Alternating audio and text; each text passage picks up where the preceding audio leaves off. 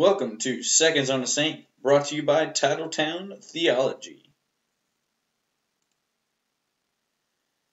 Welcome! What if I told you a famous saint was once jailed for slapping another bishop?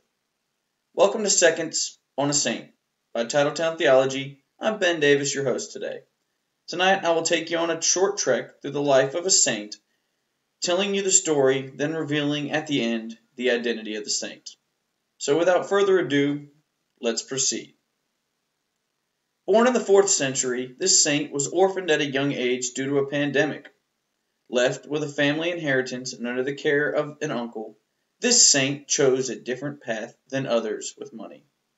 At a young age, this saint became extremely pious, even fasting from daily meals at least twice a week.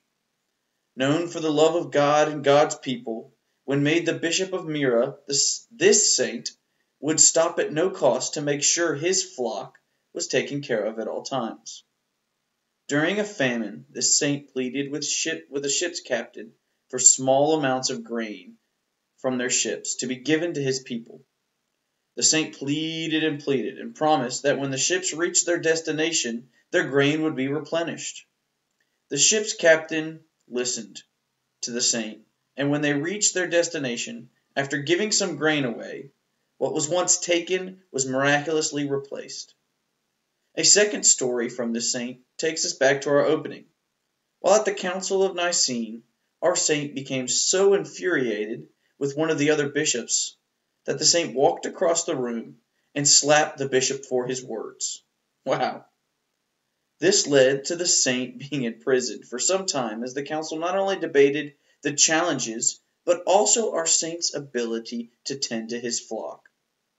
According to stories, Jesus and Mary appeared to our saint during his time of imprisonment and freed him from his bondages. Having no way to personally escape from the chains, when found in the morning, the others took it as a sign from the heavens that our saint was forgiven and should be reinstated. Finally, the most famous story of all from this saint.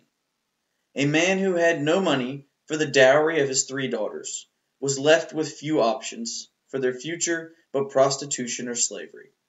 When our saint found out about the circumstances, using some of his inheritance, a bag of coins was tossed through the man's window, enough to get the first daughter married. Our saint revisited the family 2 more times to deliver more bags of coins to get the other daughters married.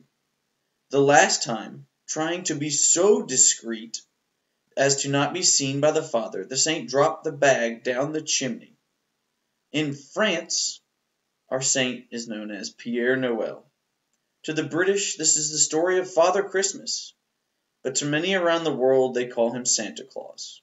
For tonight we know this man, St. Nicholas, Bishop of Myra, member of the Council of Nicaea, where the creed we say at Mass expresses our belief in the Trinity. We celebrate his feast day on December 6th, typically by leaving out small gifts for the family by the chimney. We hoped you enjoyed these Seconds on a Saint by Titletown Theology. Good night.